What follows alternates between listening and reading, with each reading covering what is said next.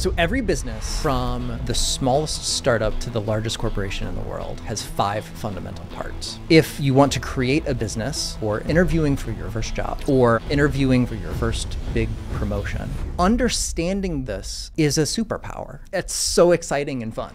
Josh Kaufman, the world-famous business expert, entrepreneur, and best-selling author, renowned for his practical approach to mastering business, productivity, and rapid skill acquisition.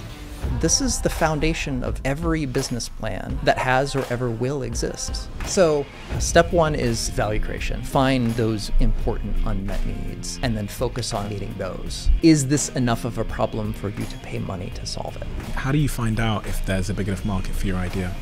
The easiest, best thing to do is just Step 2 then. marketing. And humans have 5 drives. The drive to acquire, to bond, to learn, to feel, to defend. And the more drives that you hook into, the more attractive the business offer is going to be. So what is step 3? The third part of every business is, the fourth part is particularly important, which is, and the fifth part is what a lot of people struggle with. But I'm here to help you.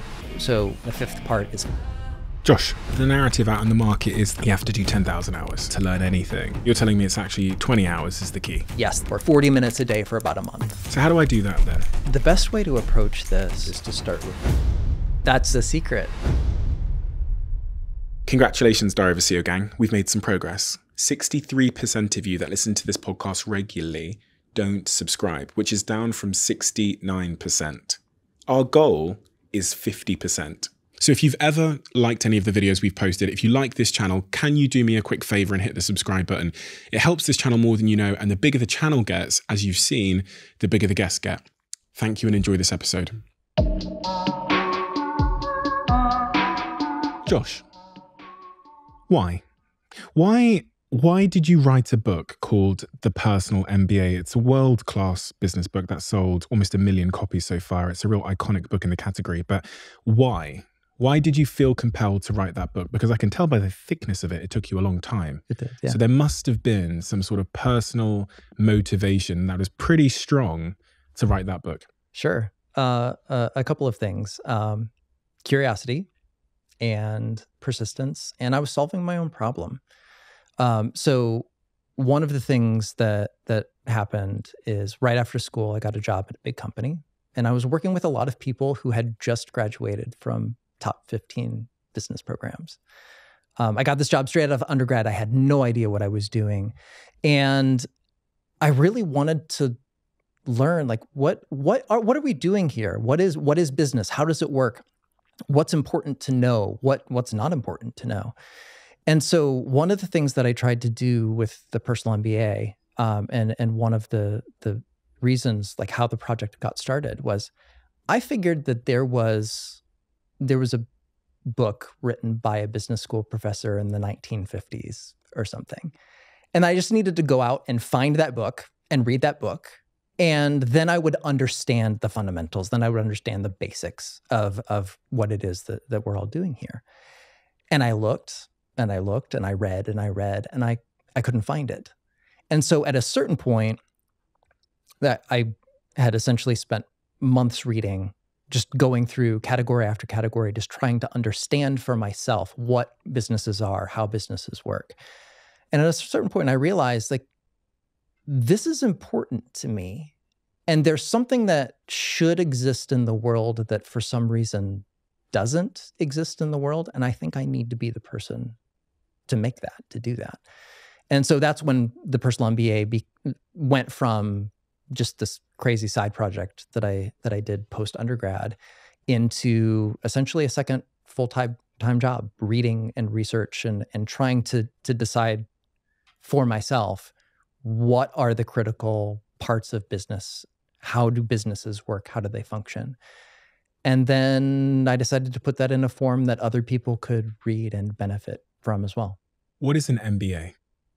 Master's of Business Administration. It's a big degree.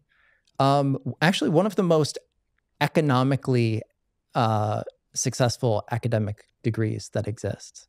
Over the past several decades, growth in business master's programs worldwide has just exploded. And so for better or worse, when adults decide that they're interested in business, the first thing they do is go to Google or Amazon and they type in the letters MBA and they start looking for graduate business school programs. And I think that's a mistake. I think there's a reason that people want to learn business. There's a reason that people find this area of knowledge useful. And I don't necessarily think academia is the place to start.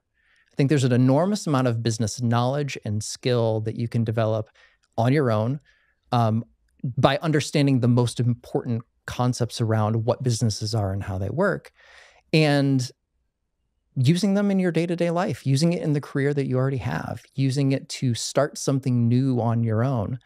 And just a few very simple, straightforward ideas go a very long way. And so my goal in writing the Personal MBA was to explain business to someone who has no knowledge, no experience, no idea what's going on, start from absolute square zero, and explain all of the different parts of a business, how they work, how they interrelate to each other. And so you can take that knowledge and do good work, whatever it is that you do in your life or in your career. When you say do good work, we're talking about an outcome there. What kind of outcomes do you think, if someone's just clicked on this conversation now, and we're, with the knowledge that we're going to talk about this as well as other things, what do you think the outcome for them could be if they got access to the information that you put in this book, The Personal MBA, but also from listening to this conversation? Sure. So many of the readers of the Personal MBA over the years are early career professionals or just getting started in their career in some way, shape, or form. And I can't tell you the number of times that I've heard from someone who's like, I'm interviewing for my first job, or I am interviewing for my first big promotion. I actually have a friend who's in this position a couple of months ago. She's like, I'm a skilled professional. I've been working for a while. There's an opportunity to move into management here. And part of that interview is going to be, they're going to ask me like, how do we improve the business that we're in? She's like, I'm trained as an engineer. I don't know about any of this business stuff. And so there's a very simple way of understanding what a business is, what a business does, the primary parts that every single business has, and how those processes interrelate. And what that knowledge gets you is the ability to take a look at any existing business and understand it in a very deep and fundamental way. So you can take a complex organization, you can break it down into parts that are very simple, straightforward, easy to understand. And then you can take that knowledge to ask a series of very useful questions. How is this business creating value? How do they attract the attention of people who might want or need what this business provides? How do they convince people to pull out their wallet or checkbook or credit card and give the business money? How does the business deliver the value that it's promising to its paying customers? And then how is the business bringing in money? How's the business spending money? And is it bringing in more than it's spending? If not, there's a problem. And more importantly, is it enough? Is it enough to make all of the time and energy and effort that's being put into the business by the owner and the employees worthwhile? And that's the essence of finance. And so understanding business in this very systematic way is a superpower. It allows you to take a look at anything, like the businesses that are happening in the world all around us. It helps you understand them. If you want to create a business, this is the foundation of every business plan that has or ever will exist, because each of these parts is universal, essential, and fundamental. You have to answer these questions. And so by having this framework in your head, going back to my friend earlier, her prep for the interview was very simple. We had a 15-minute conversation about what those things might look like. She went away and did her prep, and she went into the interview the next day, and she was offered the job. And one of the things that comes out of having this deep understanding of business, even for potentially very young or very junior people who are just getting started, understanding these things being able to ask these questions, being able to know what's important and what's not, and think like an owner or an operator of the business is what the owners and operators and executives and managers are looking for in terms of people to hire, people to recruit, or people to start companies. And so the more you understand how all of this works at a deeply fundamental level, the more opportunities you're going to have. I think it's a skill that's essential for every person to know and be conversant. I think from the stats you said about how the desire to sign up to a academic MBA have increased, most people would agree. Sure. Because that's a reflection of demand in the market. Mm-hmm. And you're saying more and more people are going to university and trying to do a business course. Are they being scammed? Because if you think about the promise they're signing up to, even through the lens that you've just described, they're being marketed something. Sure.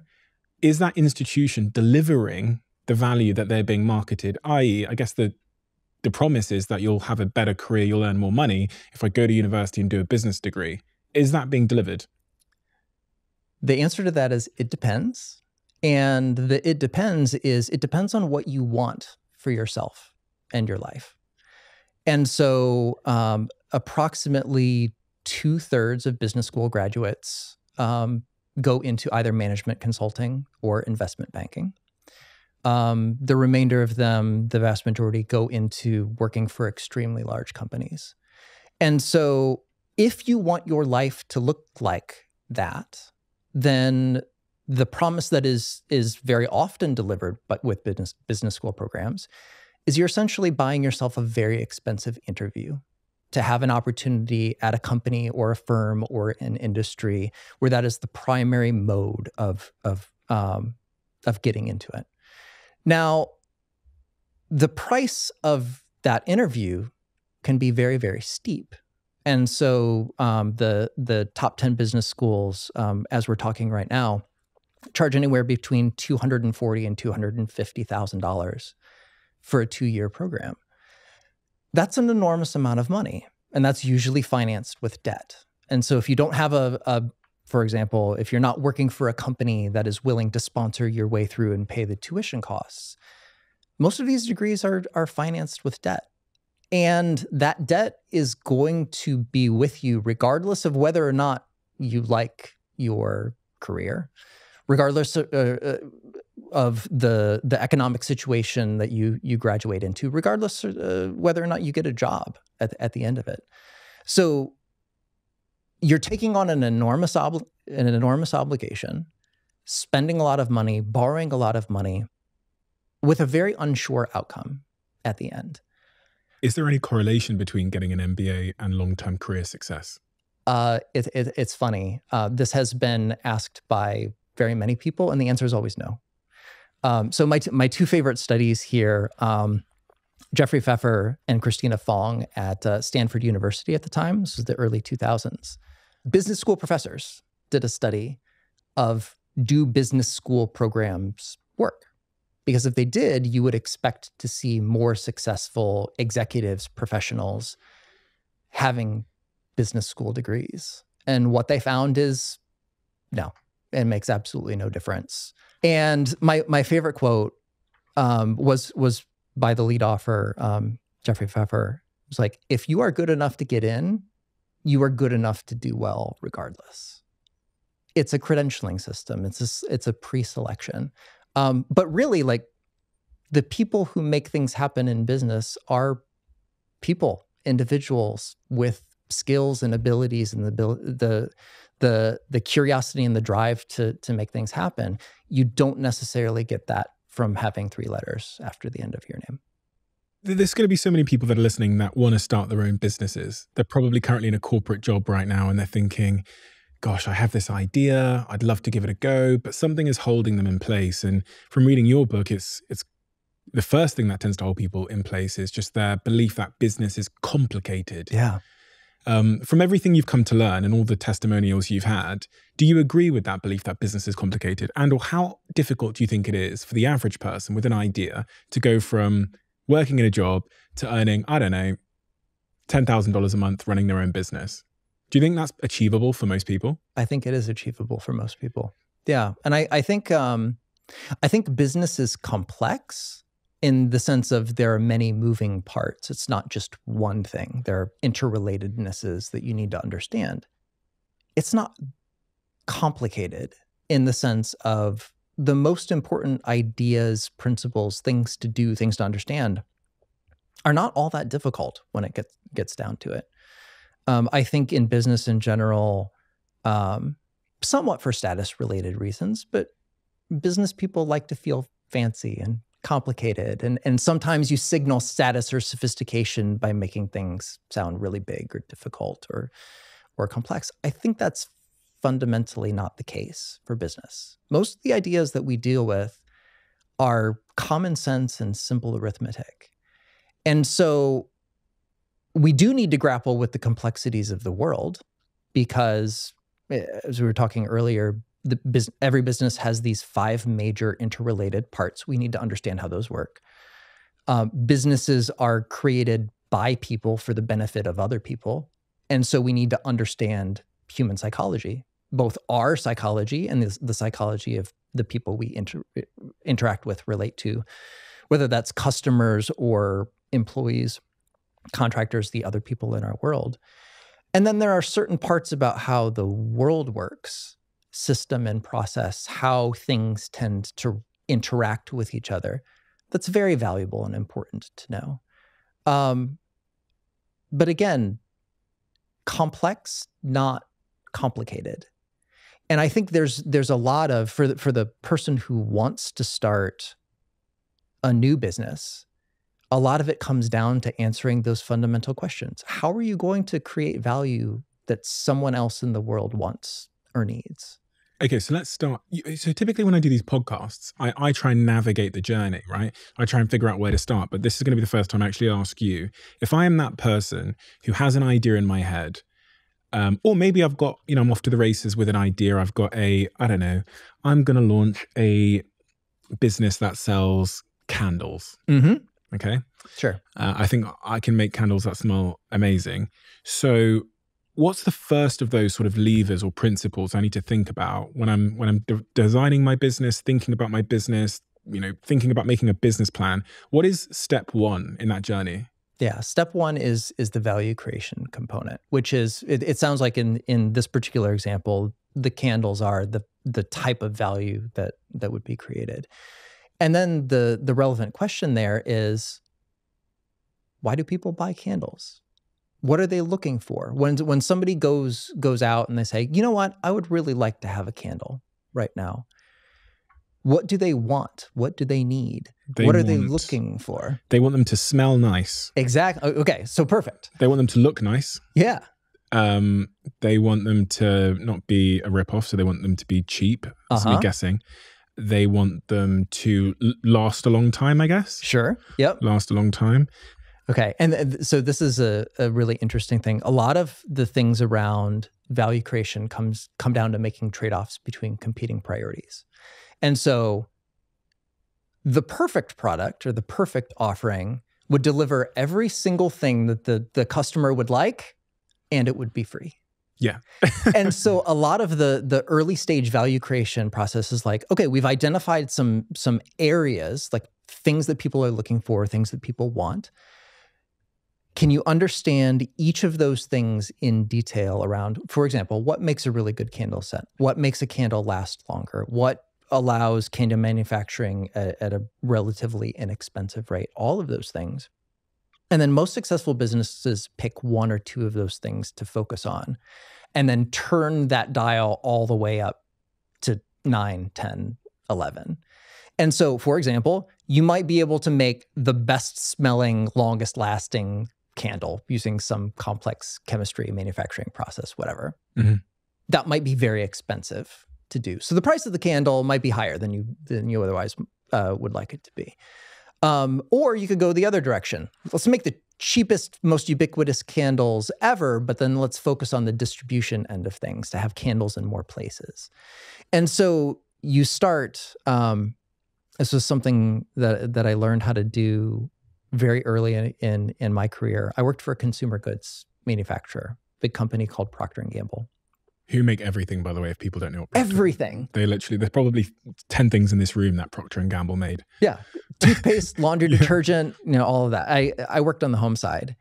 And one of the things that I took away was every once in a while you'll read in like the Wall Street Journal, New York Times, whatever, about the crazy lengths that consumer goods researchers will go to figure out how people use like paper towels or something like that. I got to be one of those people for a couple years, and it was fascinating. I've watched so many people clean their kitchens, and there's a certain amount of like the value creation process that is psychology and anthropology of just going out into the world with your eyes wide open, noticing what people do, asking questions, noticing subtle things that they might not even pick up on. And then if you do more formal research, you can start asking people to make explicit trade-offs between options. And so if you could have a candle that lasted a long time versus had the most amazing scent throw ever, which one would you pick?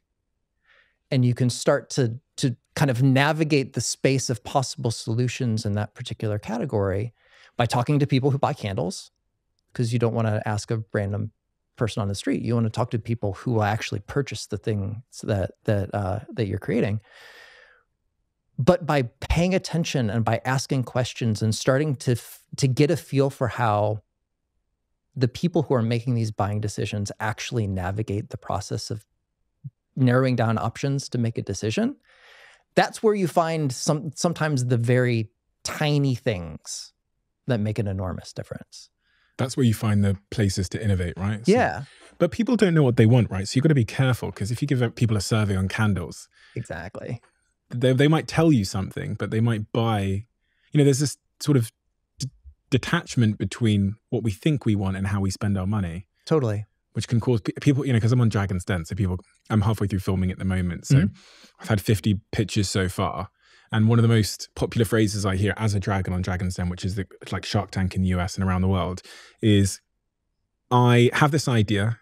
My friends and my mum have told me it's great, and they'd definitely buy one. And here it is. And I go, that means fucking nothing. It means absolutely nothing. Yeah. And a lot of people pursue ideas. They quit their career. They spend years pursuing this thing that their 7 best friends and their mum said they would buy.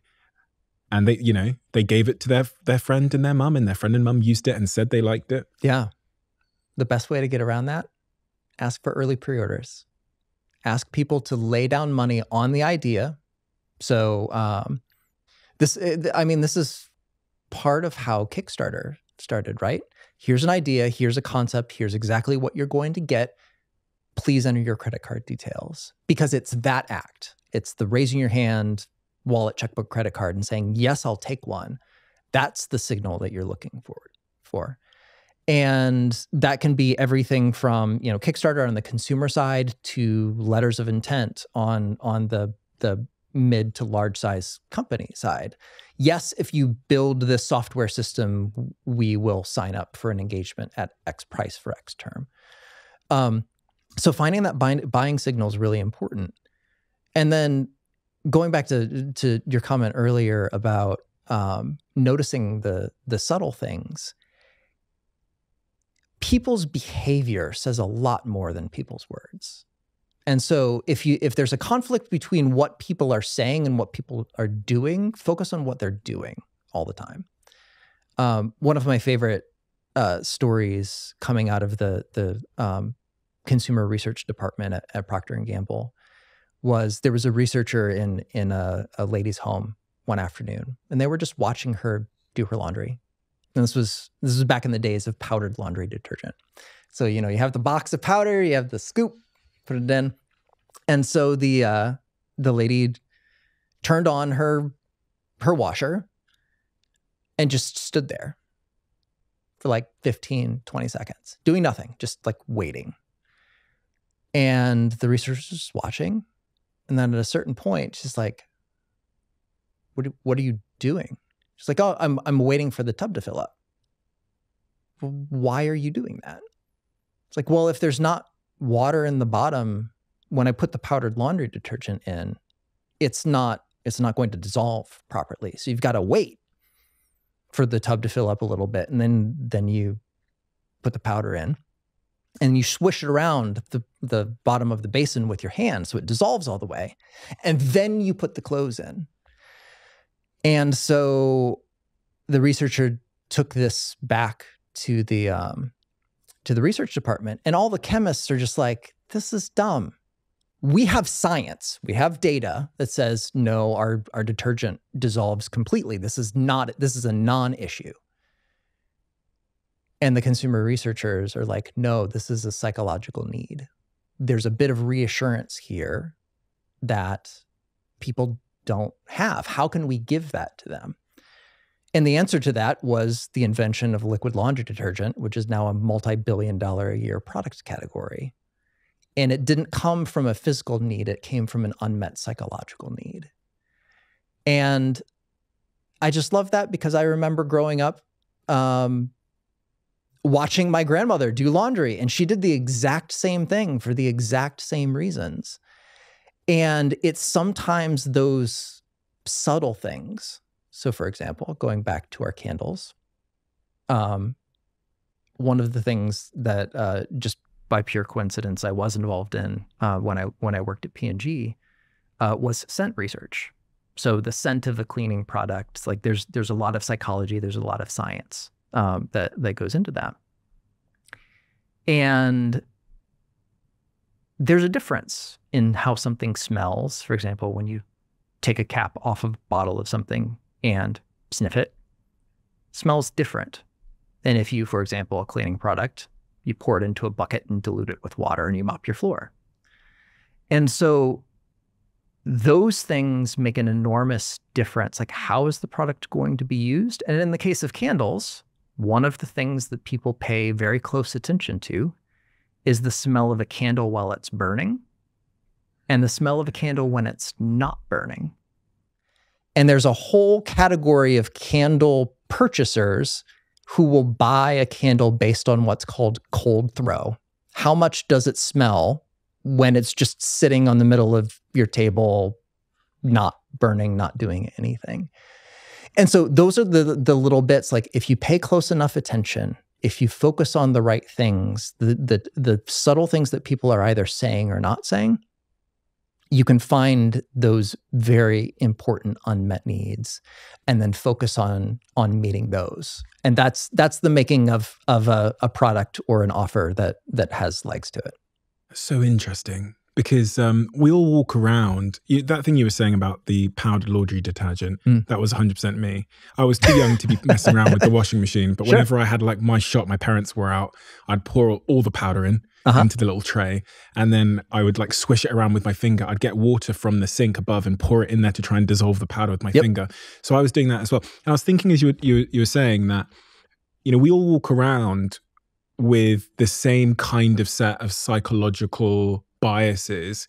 So if we assume that we can truly understand how other people are behaving, when we are other people, when we are them as well, when we have the same sort of psychology, assuming that we can guess that is quite dumb, because none of us would have ever guessed what you just said about the laundry detergent thing. None of us would have ever sat in a boardroom and figured that out. We had to go out into the world and almost become like a fly on the wall or take a bird's eye view on how we as humans are behaving to spot that opportunity. Right.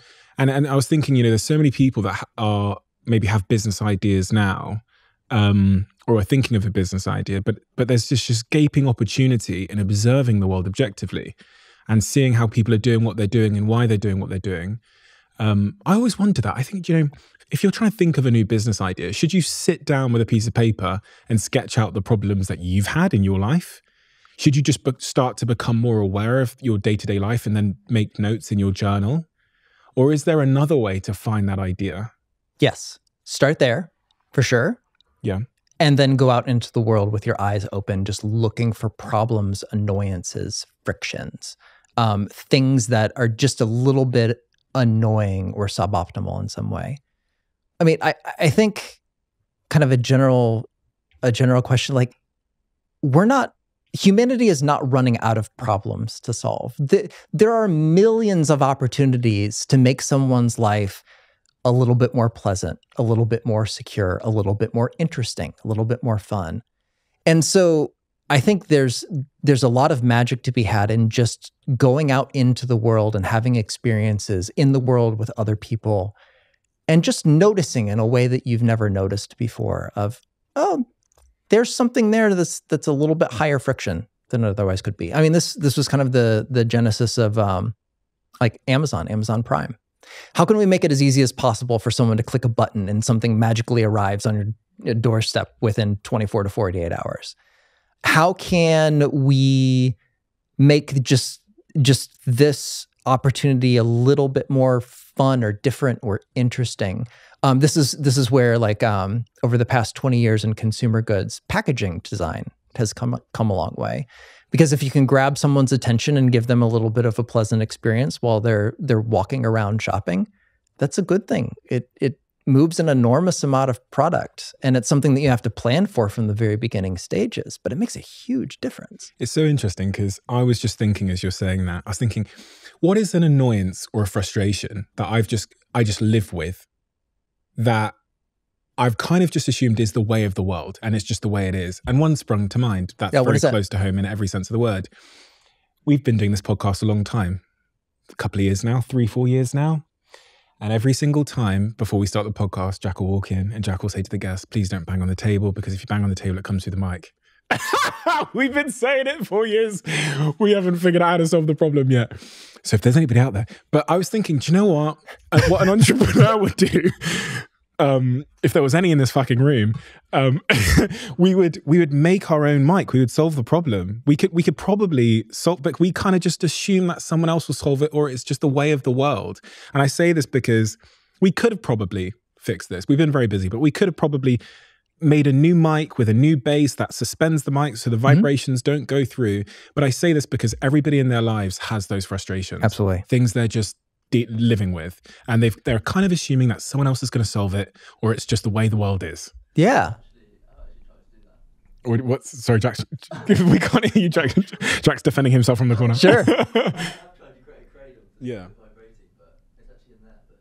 Yeah, it's difficult with SM7Bs. Yeah. But no, there's a company called Rycote that makes some really amazing universal shock mount adapters for microphones. I think we should do it, and we should sell it.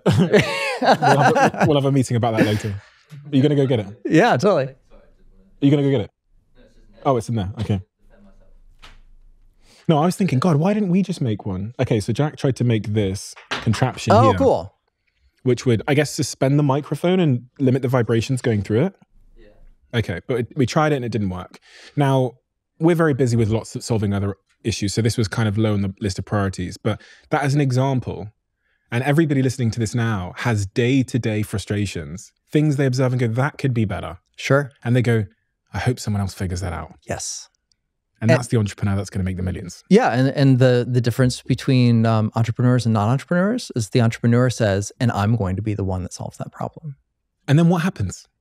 It depends on the idea. So, for example, like a manufacturing idea, like this is where we start getting into the different types of businesses, whether you're building a product or building a service, some sort of shared resource, membership. I talk about 12 different forms of value in the Personal MBA. So the instantiation of the idea really depends on the form of which you're going to deliver it to the end result. But like a lot of times, the early stages are prototyping, finding people who might benefit from this thing, getting their input, advice, perspective. And that gives you the information that you need to either continue going down that path, or sometimes the information is, yeah, this is something that could potentially be a really good idea, but is not going to be a viable business for whatever reason. And so some of those early stages of entrepreneurship are very focused on what is this? How might it work? Can we sketch it out in enough detail to know what questions we need to answer next in order to figure out, like, what are the critical assumptions? Can we meet those critical assumptions to make a viable business?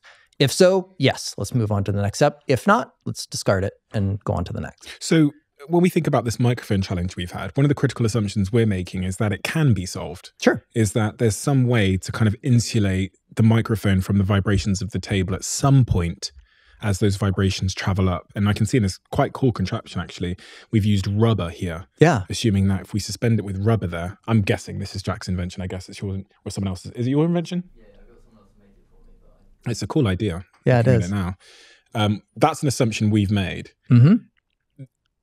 I'm guessing it failed. It failed? Yeah, I think the rubber needs to be elastic. Okay. The mics are too heavy to hold the elastic. Yes. Okay, so these are the assumptions you're talking about. Yes. And there's also, in this specific example, it's something that will serve the need with this particular microphone. And so, for example, you might be able to solve the problem in a very straightforward way by changing to a different microphone that has different options available. So a lot of it just depends on the constraints that you're dealing with. And this is the early stages of figuring out how to give value to the end consumer. This is the sort of iterative, experimental, failure-ridden process. Yes. Which everyone has to go through. And I think this is important to highlight because what often will happen is people will take the first pop at it. I know we've been taking many pops, but just for the sake of this conversation, they'll take the first pop at it. It won't work. Then they'll concede. Uh-huh. Yep. When it's in a lot of it comes down to how big is this problem? How urgent is it? How many people need something like this? So this is where you get into like the, the standard supply and demand sort of economic consideration. Is this a need that only you have? Or is this a need that many, many people have? And how big of a need is this? Is this something that, for example, high-profile podcasters will pay thousands of dollars to solve? Or is this something that affects only a subsegment of people and is not valuable enough to bother with or to invest a lot of time and energy researching, finding a solution for? How do you find out if there's a big enough market for your idea? That's where you talk to people. And this is where value creation and marketing tend to intersect. And so it's, can you identify people out in the world who have a very similar problem, set of things that they're thinking about, set of questions that they're trying to answer? And the more of those people you can identify and the more urgent and pressing the need is, that's the first thing that you need to look for in terms of identifying viable markets. So they tell me that they want it. I go out there, I speak to people, they all tell me that they want it. Mm-hmm. But that's not enough, right? Ask them to place a pre-order. That's the step 2. Okay. So it's not, the question isn't, do you want it? Is this enough of a problem for you to pay money to solve it? There's a guy, desk trainer, who founded Intercom, has a saying I just love. He's like, show me a credit card that has been swiped to solve this problem, and I will concede that the problem is real. And so you're really looking for like, is this big enough, important enough? Are people spending money to solve this particular need? If so, that's a really great sign you're on the right track. Okay, so what I'm going to do then is we're going to, before we spend a lot of money in building out this new microphone system, we're going to put up a waiting list for other podcasters. We're going to see how many of them swipe to pre-order it. Yep. And then if we get, I don't know, a couple of hundred, a couple of thousand, probably a couple of hundred swipes with their credit cards to pre-order this thing, even though we haven't built it yet, then we're going to invest in building it. Yep. Does that make sense? It does. And then you do a short run to mitigate your risk first. Okay. You get your initial feedback from your first run of customers. They will have opinions about what works and what doesn't. Mm-hmm. And then if that is enough, that's when you start small and then you work up to larger and larger batches of production.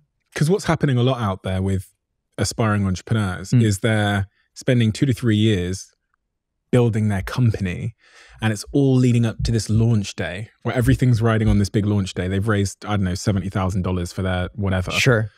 Why is that the wrong approach to take? I think there's a difference between doing business and playing business. It's like people who get really, really excited if I'm going to start a company. And so the first thing I need to do is pick a logo and buy my business cards. Like that's the signaling parts of business. It's playing a role where the actual doing of the business is the value creation, marketing, sales, value delivery, finance.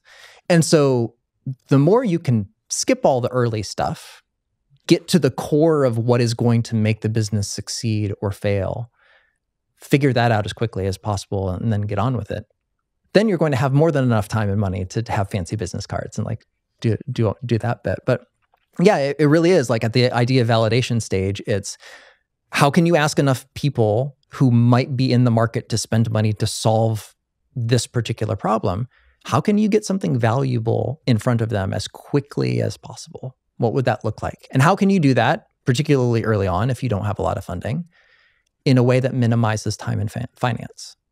Because the worst possible way to go about things is raise millions of dollars of venture capital and build up this whole thing only to have no one buy it at the end. You started with this point of value, giving value to other people. Why? Why is that the frame to think through when you're thinking about the idea? Yeah, I think if you are not providing value to other people in a fundamental way, you have no business. A venture that markets and sells something that does not deliver value to other people is a scam. And so really, like, I think there's a way of thinking about business. This is one of the things I find fascinating about it.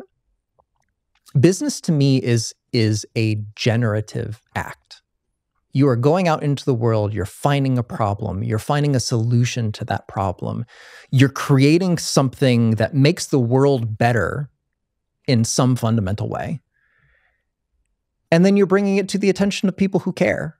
And you're convincing them that they need to try this to actually solve their problem. And then it works. And then they give you money for it. It's great. So you can just keep that process going for as long as it makes sense to everyone involved. Like I think to me, a well-running working business system is a thing of beauty. You're solving people's problems. You're being rewarded for it. You're doing it in a way that allows you to keep solving people's problems, and it makes your life better in the process. I think that's a wonderful way to live your life. And if you don't start by asking the question, what is the valuable thing that I am going to deliver to people who care? The whole thing falls apart. What's step 2 then? Yeah, marketing. Marketing, okay. Marketing is fun. Yeah, marketing is just who might be interested in this thing. And a lot of it is the fundamental thing is if no one knows you exist, no one's going to be able to buy your thing. And so marketing is the process of attracting the attention of people who might be interested in the value that you're creating. And in an ideal world, making them curious, wanting to learn more, asking for additional information, engaging with what it is that you have. A lot of people conflate marketing and sales.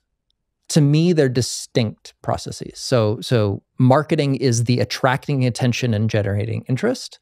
And then sales is the process of convincing someone to buy and then getting them set up as a customer.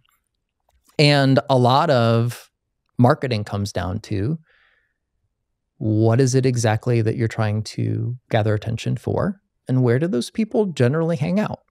What are they curious about? What are they already paying attention to? What can you take advantage of or dovetail into in order to attract someone's attention at the right moment, at the right time, and make them aware that you have something that could benefit their life. Here's what it is. Here's how you can benefit from it. To be great at marketing, do you think we need to understand the underlying psychological sort of core motivations of humans? Oh, absolutely. Yeah. And do you know what those are? Yeah. There was a really great book about this published years ago called Drive by Paul Lawrence and Noria, who I think at the time was the dean of Harvard Business School. And they argued that humans have 4 fundamental drives.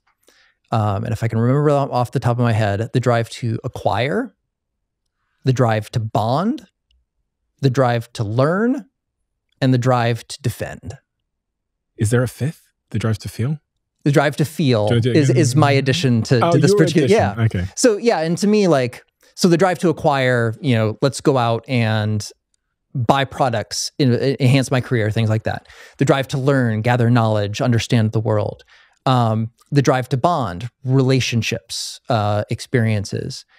The drive to defend, let's protect myself, home security systems, all that thing. And for me, like, entertainment is very much a drive to feel. We don't go to the movies to do any of those previous four things. We go to the movies to have an experience, to feel emotions. And so to me, the vast majority of offers in the market are designed to hook into or to take advantage of one of those five core human drives. And the more drives that you hook into, generally, the more attractive the business offer is going to be. And so you could make a pretty straightforward argument that one of the reasons that social media has become so popular over the last decade is because it hooks into at least 4 out of 5 of these drives, potentially all 5. So give me an example of a business and the drives that it's kind of playing to in its marketing strategy. So if we think about Nike, maybe? Sure. Yeah. So the drive to acquire is straightforward. I need to put things on my feet. Like, shoes are great. Mm-hmm. But it's also status. It is status. So I would say there can be like the acquiring status drive. There can also be very much like in-group, out-group dynamics are a form of bonding, right? I am the type of person who identify or who will wear this sort of thing. I form relationships with people who care about these sneakers, these special editions, these athletes, these whatever. Less learning, less defending. Feeling can very much be a part of a product experience. Like, people who strongly identify with certain brands, certain lifestyles, certain ways of being in the world. Like, when you put on something that makes you feel good, there can be an emotional component to that experience that's very, very strong.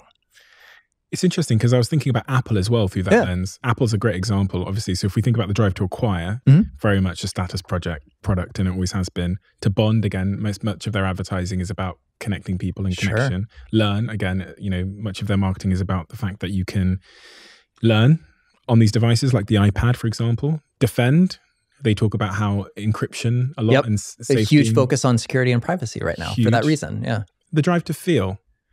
I guess most of their marketing, when I think about the Vision Pro, where they weirdly show like the dad and his kids, and he's got this massive headset on, I guess that was an attempt to arouse emotion. The Vision Pro now has this sort of spatial video where you can, one of my team members, when they first put it on for the first time, remarked that they wish they had got spatial videos of their grandmother that's passed away but that's the kind of narrative that they show with the products, as well as that they really put at the heart in the marketing initiatives they do. So they really do a really good job at hitting all of these. Yeah, I would say, do you remember the early iPod advertisements with like the white silhouette person dancing on a color? Those advertisements were straightforward feeling. 1,000 songs in your pocket. It's how the songs make you feel. This is a way that you can feel that more often or more strongly. It's pure emotion. And they specifically, so a more like straightforward drive to acquire on a technology product is like, how many gigabytes of storage does this thing have? And they made a deliberate decision not to talk about that at all because it didn't matter. People didn't care. It was all about, here's how you can feel through the experience of using this product to have an experience you wouldn't otherwise have. I mean, this highlights a really important point about marketing, but building products and deciding what to build, which is how important is it to make something that is logically better versus something that is emotionally more compelling? Yeah. In an ideal world, you do both. You can go a long, long way with emotion, even when you don't have straightforward superior product benefits. Going back to our discussion of candles earlier. candles have been around for what, hundreds of years? Like, you're probably not going to make, barring material science advancements, you're probably not going to make a technical contribution to candle science in the process of making something. Speak for yourself. I mean, it's possible. It's my next business idea, I told you. Yeah. But like, things like the packaging and the marketing and the scent and the unboxing experience and the anticipation of putting it out as the centerpiece when all your friends come and all of that, like, there are so many emotional hooks to that sort of experience that you could argue that candles are sold almost all on emotion. And that's great. That's the value that's being delivered. Do you know a better example of that I've came across recently is liquid death? Oh, yeah. It's just water. What? Yes. They built $1 billion business selling water in a fancy can. Totally. And affiliation. Like, there's a little bit of a bonding, or I'm the type of person who wants to present to the world in this particular way. So I don't buy Fiji, I buy liquid death. Sure. It's just water. It's just water. Sometimes it's carbonated or flavored. But yeah, come on. It's just water. I saw some I thought these stats might be out of date, but it was maybe last year or the year before I saw that they were selling $500 million of water. And they're like a fairly new market entrant in the grand scheme of things. And from what I can observe, it's just a different can. Yeah. And the packaging matters. The affiliation matters. The story matters. Why do you think they won? I think they were first. So that's also... you talk about in your book the value of doing something big and crazy for the value of doing something big and crazy. I mean, they were the first to do something crazy on the marketing side for water. It was a really boring product category, very straightforward, very functional. And what their big insight was, the way that we talk about it, the way we package it, the way we present it matters. And there's a certain subsegment of customers that would not buy a straightforward bottle of water because they don't care. But if they can signal something about themselves or a group affiliation in some way, shape, or form through the packaging of the product, then to a certain subsegment of customers, that's valuable. I've been thinking about this theory for a while, the last couple of months, maybe 6 months now, that brands need to, especially new market entrants in saturated, busy markets. Like if you're coming out with an energy drink right now, or you're coming out with a can of water, the easiest way to market in terms of marketing is if you do a really good job of making it clear that you are the antithesis of the incumbents. Yes. So you are a or, not an and in your customer's decision framework. Mm-hmm. And what I mean by that is, to be very specific, I've invested in a company called Perfect Ted. It's actually the drink in my cup right now. And in one of my first meetings with them, when we sat down, I said, this brand I think will win if the consumer walks down that supermarket aisle and thinks to themselves, I can be a insert incumbent energy drink brand, or a Perfect Ted person. I can't possibly be both. Right. And we all know that, well, I think a Liquid Death customer doesn't believe they can be a Evian water customer. Sure. Because it's so clearly, they've stood for something so much so that in doing so, they stand against something. Mm-hmm.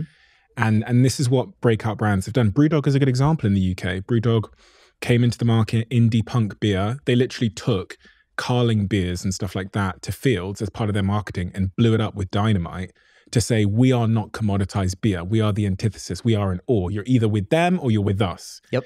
But that takes guts. It does. It takes balls, like Liquid Death had balls. Yeah. Yeah. And there's a whole, like on the psychological side of things, the studies about signaling and counter signaling. Like this is how fashion in the broad scale works. So all the cool people, high status, fashionable people start wearing a thing to signal group affiliation of like, we are the type of people who wear this. Yeah. And then very quickly you have follow on folks who are like, oh, the cool people are wearing this, I should start wearing this too. And that happens a couple generations until that thing is at Marks and Spencer, Target, choose your retailer. And then the people who want to distinguish themselves from all of things that are being sold at the mass retailers will change fashions specifically to signal that we are not that. And so the cycle begins again. And so that's just like social signaling is a rabbit hole that you could spend decades going down and not get to the end of it. But it's all about, who am I presenting myself to be in the world? Who do I affiliate with? Who do I not affiliate with? And counter signaling is noticing a signal that's happening out there in the world and making a deliberate decision to be the opposite of that, or the antithesis of that in some ways. And that is such a fascinating part of human psychology that, generally speaking, if you can, so you could say like, Apple did a lot of counter signaling because Microsoft, some of the incumbent manufacturers, was their famous 1984 advertisement was almost pure counter signaling. It was almost pure emotion, and it set them up as the polar opposite to faceless beige computer box corporation. And so, yeah, like if there's something that is the prevailing trend in a certain industry, it can often pay to, in the anthropological sense, take a step back, notice what's going on. Here's the signal that's being sent, and then make a deliberate decision to be the polar opposite of that. It takes guts though, because there's no blueprint for the opposite. Yeah, and you stand out. Yeah, which is great. You get attacked. Yeah, I mean that's the benefit of controversy too. So controversy can be a wonderful marketing tactic if you use it responsibly. And so you don't necessarily want to turn your business into a soap opera, but by deliberately courting a certain amount of controversy focused on the benefits or the features, you can attract a lot of attention that way. And that's what I mean by the Brewdog example, where they took their competitors' beer to a field and blew it up with dynamite. Sure. And said, we are not commoditized beer. They got destroyed. They got attacked so much. But the controversy is energy, and it's making people make a decision. Exactly. And that results in what became a multi-billion-dollar indie beer brand with a fraction of the marketing budget, but also that had been around a fraction of the time versus the incumbents. It's really interesting. Jane Waring was on the podcast. She's the founder of Dermalogica, and she said the same thing to me. She said, she's built this global beauty brand. She goes, we need to piss off the 80% to get to the 20%. Absolutely. She goes, we don't need everybody to like us. That's not a brand. Exactly. A brand makes you feel something. Yep. But most people that are struggling right now with marketing, I think much of the reason they are struggling is because they are vanilla wallpaper. Yeah. I mean, it's going back to our new product development conversation. That's what a lot of people struggle with too, because they have their first conversation with somebody who's like, oh, I hate that. It doesn't work for me. Yeah. It's like, oh no. Yeah. What am I doing wrong? How can I fix this? It's like, no. You don't need all the people. You need the tiny fraction who care more than everyone else. And a certain amount of polarization is a very, very good thing. Because it means that the thing that you're doing is distinctive enough. Like the people who care, really care. They really love it. They're going to buy it consistently, buy it often. The people who don't care might be completely apathetic to the category. You might not ever spend $1 million in 10 years. You might not ever be able to get them to care. And so your job as a marketer is to attract the attention of all of the hyper responders, the people who care a lot, care often, and like are really into it. And then all of the people who don't care and are never going to care, they can go away, and that's fine. If I wanted to be an exceptional marketeer, if I wanted to, I've got a product and idea and I want to make sure that it penetrates a very noisy online market, but even an IRL market, what kind of skills and principles or first principles should I really be thinking about to become a great marketeer? Because, we can get carried away with the fish. And what I mean by the fish is tactics and strategies. But what is the fishing rod? What is the mindset, the principles that are going to make me a great marketeer for the next 30, 40 years, regardless of change? Yes. Fundamentals of human attention. It comes down to psychology. So the vast majority of people moving through their lives are busy, stressed, overwhelmed, already have too much information bombarding them from all points at all times. And so figuring out, I think this is a story you tell in your book, actually. So Jenny on the side of the road, who's broken down, having the worst day of her entire life. Yeah. It's a little bit of hyperbole, but it's true. Like, most of us are just wildly oversubscribed in terms of attention and time and energy. And so figuring out the little bits of being able to highlight the thing that's most important, most interesting, most valuable upfront, quickly, in a way that cuts through, that is the primary skill of marketing. And a lot of the other particulars, the tactics, the strategies are very dependent on what market are you operating in, what scale are you operating at, like all of that stuff. But fundamentally understanding that people are busy and starved for time and attention, how can you grab it and what can you do to keep it? That's the primary skill of marketing by far. So if I'm thinking about starting my candle business, what is step 3 in your sort of, I think you said 5-step framework of what really matters? Sure. Yeah, this is sales. Okay, sales. And so for a candle business, this might look like direct sales online. It could also look like intermediary sales, like through a distributor. And so it's funny, like value creation, marketing, value delivery, and finance, all of those are the processes where money's flowing out of the business. You're spending money to do all of this analysis. Sales is the part where money comes in, which makes it particularly important. And so some of the early decisions around sales are, how are you going to ask for the sale? What does the sales process look like?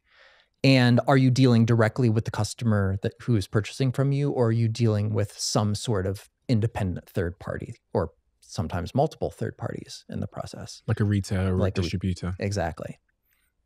Okay. And in order to be exceptional at selling my candles, is there anything that I should bear in mind? Maybe when I'm making the candles, how I'm packaging the candles, the way that I'm, going to those retailers, or... Yeah. So I think there's a part of, because sales is kind of in the middle of the process, there's a part of sales that intersects with marketing, in the sense of you're trying to make this maximally appealing to get someone to give you money for it. And so the customer understanding how can we be persuasive in getting someone to say, yes, this is for me, here's my money, I would like one, please. There's also a part of sales which is somewhat neglected, which intersects with the value delivery part of the process, which is, the point of a sale is not just to get a customer. In an ideal way, it's to get a happy, satisfied customer, someone who not only purchased the thing that you bought, but is happy with the thing that they bought and is thrilled that they did business with you and is planning on doing business with you again. Why is that so important? Well, it's relatively straightforward to make a sale once. Usually the first sale is the most expensive. And so generally repeat customers are the best customers you will ever have. They already know you exist. They already know your stuff is great. You don't have to attract their attention again necessarily. And depending on what you're selling, like those repeat customers the lifetime value of a repeat customer can be extraordinary. And so if you've already done the work to get a customer once, then you should want to keep them happy and keep them around for as long as humanly possible. What's lifetime value? Oh, lifetime value. This is a fun one. So lifetime value is the sum total of all sales of a customer with a business. And so imagine... I sell Jack a candle. Yes. Now, Jack, how many candles do you burn a year? 7. 7? Okay. So take the profit that you make per candle. So I'm selling the candles at $10 and I make $1 profit on them. Yep. Times 7. Okay. So the lifetime value, well, let's say we're just over the course of a year, $7 profit per Jack. Okay. Let's take someone like Jill, who burns a candle every week. Wow. And not just this year, she burns a candle every week, years and years and years running. So for Jill, 52 times 7 is $364. And so she's a much more valuable customer than Jack is, by a lot. And so if you had to make a choice between Jack and Jill, like you should choose Jill every single time. Customer service matters, right? It does, yeah. Because many companies see it as like an annoyance. Like, I've sold you the fucking thing. Why are you emailing me? Stop bothering me. And they treat you like you're a nuisance. Yeah. Yeah, and that's a shame. Because really, like, those happy repeat customers are not just like your high lifetime value customers, the customers that will stick with you, keep spending money with you. They're also a primary source of marketing. Like, word of mouth marketing is all happy customers telling other people who might benefit from your product that, hey, here's this wonderful thing. You should probably check it out.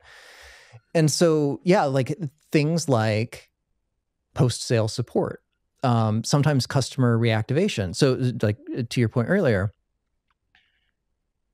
it's a very straightforward marketing technique called reactivation.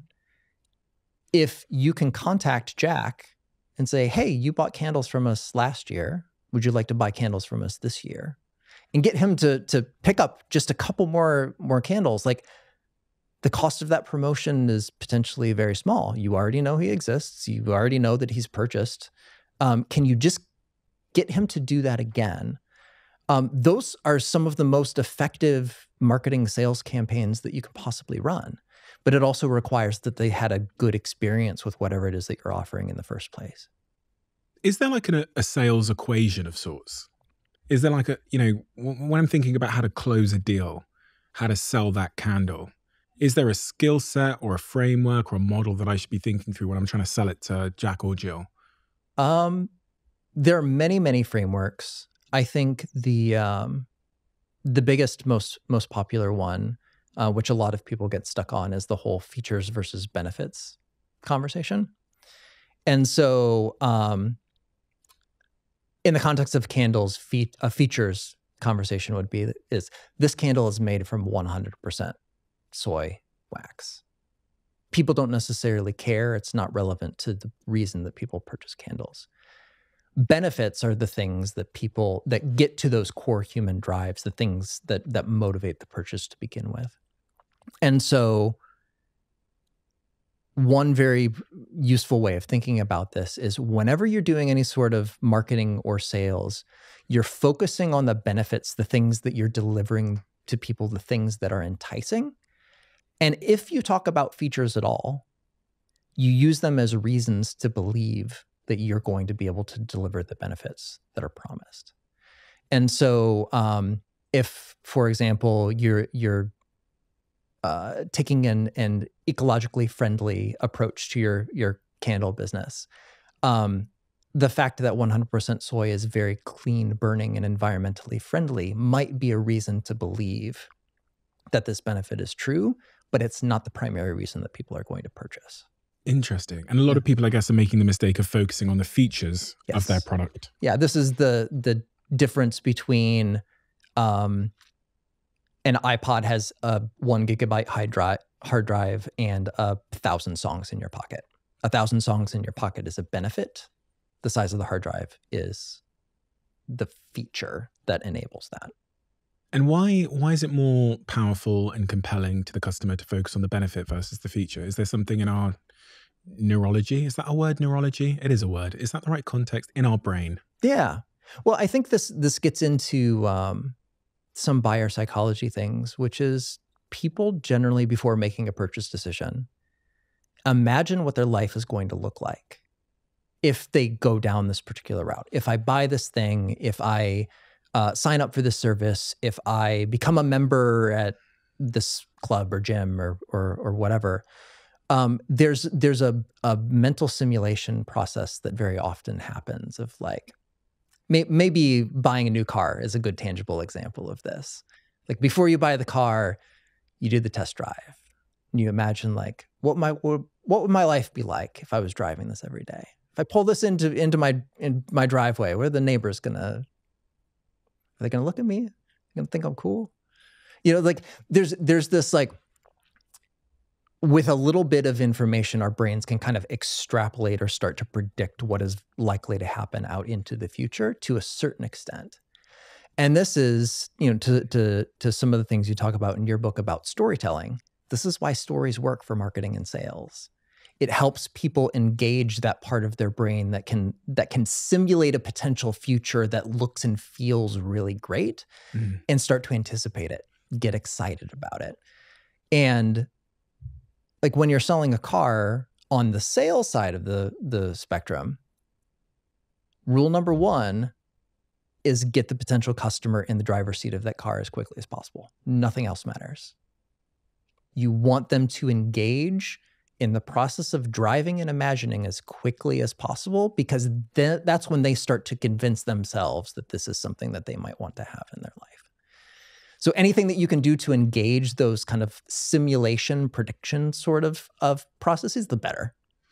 If you were to try and pin down the very core parts of what makes a company successful, what are the core components of that? What are the fundamental games at play in business, in your view? Yeah. So I think there are a bunch of different ways to answer that. We've talked a lot about the 5 parts of every business. Those are the fundamentals of what the employees are actually doing. In general, you want to hire people who are curious, engaged, excellent communicators, and are signing up for whatever it is, the long-term objective, mission, vision of the company. Here's what we're doing. Here's why it matters. Here's exactly who we're serving. Here's why that matters. Here's how we're going to go about doing that. And from there, everything that happens within the company, each of the employees are going to be focused on one or more of these 5 essential parts of the business. In an ideal world, they understand all 5 and how they interrelate to each other, and how something that is done in one, like say the marketing end of things, might really make a huge difference on the value delivery or customer service end of things.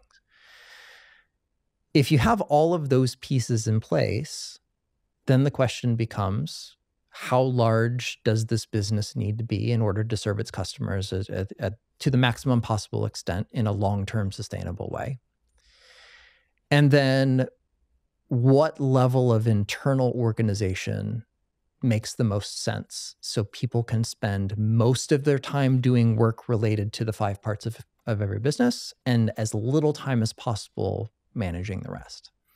And so this is kind of the flip side of some of the common failure cases of bureaucracy, paperwork, busy work, all of these things. What level of management do you need? How can you minimize that? How can you make sure that, to me, good management is helping remove barriers to people who are doing skilled work. How can you remove as many things from their plate as possible so they can focus on the parts of the business that are generating the most value? And so there's a lot, I think this was the founder of Southwest Airlines, Herb Keller. It's like hire for attitude, train for skill. I think there's a lot to be said for that. Because I'm thinking a lot about that person who is, again, they're starting their candle business and they're trying to figure out what this game of business fundamentally comes down to in 10 years from now. Is it how smart I am? Is it how good I am at assembling a group of smart people? Is it culture? Is it the vision I set? Is it the product I build? Is it all of these things? But if we just start with hiring then, because this is, in my experience, where people often succeed and fail, and often where a lot of their biases show up that they don't even know about. Sure. How important is hiring to building a great business and becoming a successful entrepreneur? Complicated answer to that. Okay. So it can be more or less important depending on exactly what you're offering. I'm offering candles. You're offering candles. Yeah. So to me, like, making some assumptions, if you're selling candles direct on the internet with a small distribution center and mostly online advertising, your team is probably going to be relatively small. And that can be a really good thing. If you're selling candles in distribution and tooling up a manufacturing line and going off and calling on all these large customers and potentially producing mass market candles. It's a very different business operation. And so there's a lot of like understanding the necessities of the game that you're playing and then matching your hiring exactly to what those needs are, but not more. I think about, when I was thinking about this candle business that I'm hypothetically going to launch, one of the things that might stop me from launching a candle business, as it does for many people, is that there are already lots of fucking candles. And in every industry, you know, when I hear entrepreneurs or I hear sofapreneurs, which is someone who's got an idea on the sofa, one of the reasons they'll give as to why they've not started the business is because they've done some market research and they've discovered there is already someone solving that problem. And then they go, no, there's no money to be made there. What role does competition play in this whole picture?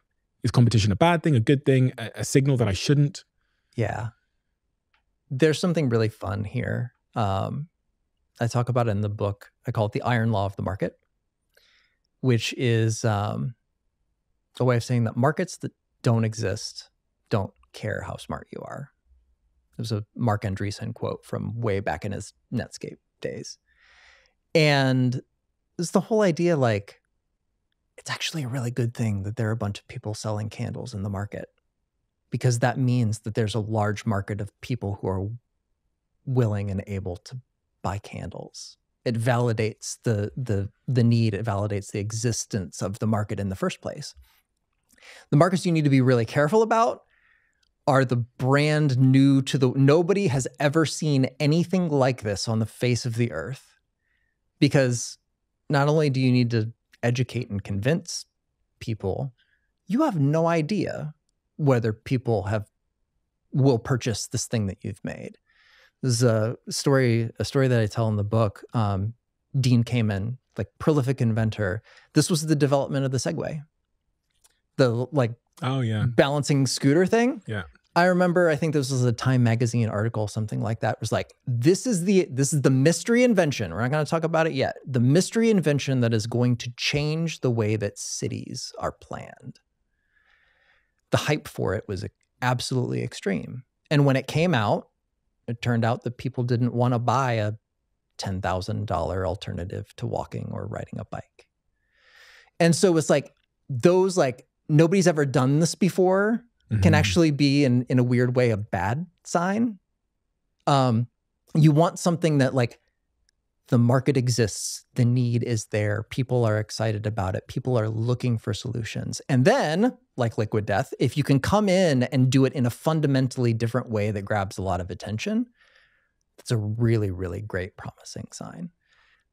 But if it's completely brand new, that's more of a warning sign than many of the sofapreneurs would chalk it up to be. So how should we treat competitors then? If I've got a competitor, should I attack them? Should I block them? What should I do? First, learn from them. Buy from them.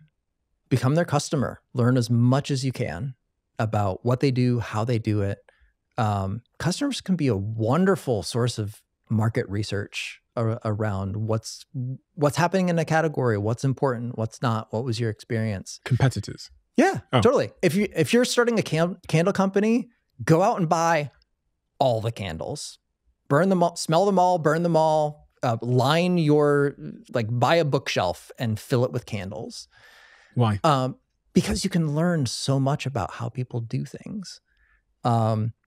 Look at their labeling, deconstruct their packaging, look at their price points. Where are they selling? How are they doing their online advertising? And the wonderful thing is, aside from your time and maybe a little bit of budget, all that market research is free. You just get to go out and learn from what people are doing, and then combine that with your own research, going out and talking to customers on your own, having your own experiences, your own ideas. And that's where you get your unique take, your taste, your twist on that particular way of doing things. What else do I need to be thinking about? So I've done my market research in the candle business. We've got the marketing done. I understand that the sort of sales framework that I should be thinking through. I've bought every candle in the market now. Mm-hmm. Is there anything else that is really important to be thinking about as I go forward and launch this company? Oh yeah, we haven't talked about dollars and cents at all yet. Dollars and cents? Yeah, finance. Okay. So, as you're doing so development takes money, making product requires money, customer service requires money, manufacturing, like all of these things, you're spending a bunch of money making this product. You have, at this point, since this is a startup, you have a price that you think is supportable. Hopefully you're collecting pre-orders, you're getting some market information about like how much you potentially be able to make here. Financial analysis is the part where you're taking a look at all of these decisions and trade-offs that you've been making. Where am I spending? How much? If I have to make a choice between A or B, which one am I going to make? And then the finance is basically just a systematic way of making decisions around monetary considerations. In the case of a manufacturing business, you might have raised some early capital, friends, family, loans, investors, credit cards, whatever. How much do you have at your disposal? How much runway do you have? If you've hired people, how many months do you have left before you really need to be bringing in more than your outflows, or else you're going to be in trouble very quickly? I've got a corporate job and I've got $2,000 of savings. Yeah. Okay. So relatively small. So then like the financial decision making might be how many candles, if I make a small batch, like maybe of that $2,000, how much am I going to allocate to making the actual physical product, packaging, shipping, distribution? How much am I going to set aside for marketing and sales, sorts of thing? That's an allocation decision. And so your early decision making is how much do I have at my disposal? What are the critical things that need to be met? I have to have product to sell. I have to get people's attention somehow. I have to be able to deliver this when people buy it. And then you start making lots of decisions, lots of trade-offs about we're going to put this here, this here, this here, this here. What if you're bad at math? Because a lot of people, I think they're put off business because they hear about gross margin and net profit and revenue, and they go, oh God, I was bad at math in school, so I'm never going to be good at business. Or I meet a lot of entrepreneurs, especially in the den, but just in life generally, who basically avoid the finances of their own business. Yeah. Because it's just not their strong area. So I think they can just, and maybe they're right, because I did meet Richard Branson and he told me that, he's not very astute with finances. Mm-hmm. And he said to me, you just basically need to know 3 numbers in business.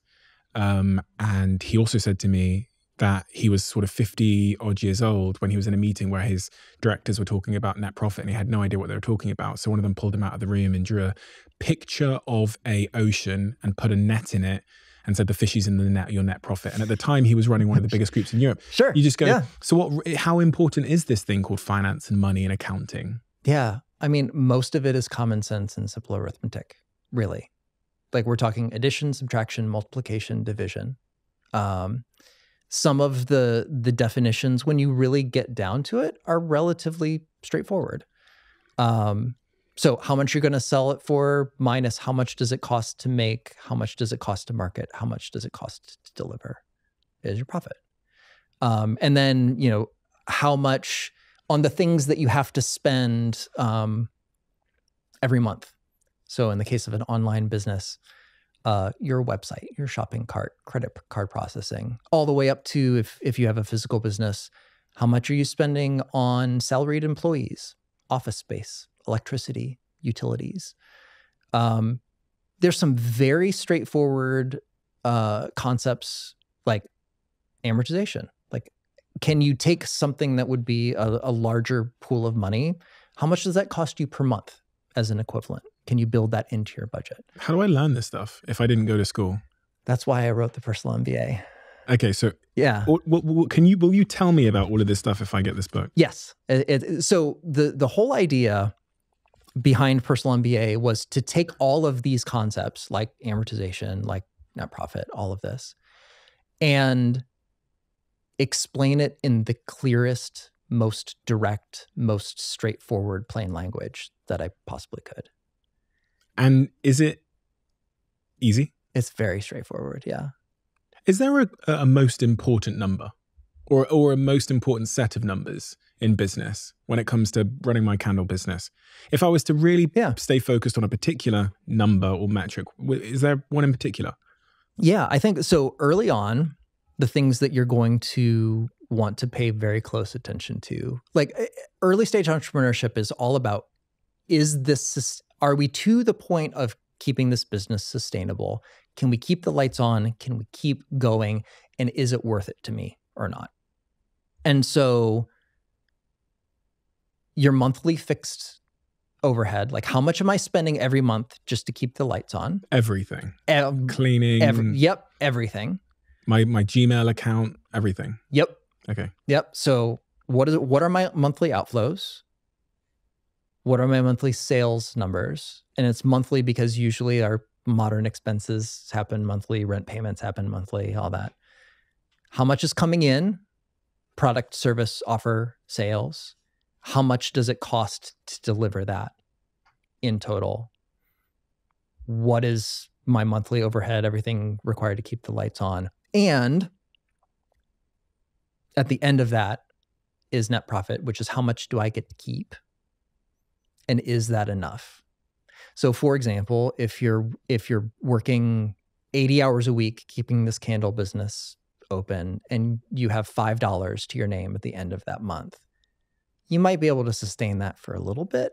But at a certain point, there are going to be some very difficult decisions around, technically we're making money, but it's not enough to make this sustainable. And so some of that early number, like as an early stage entrepreneur, is like, what is that for you?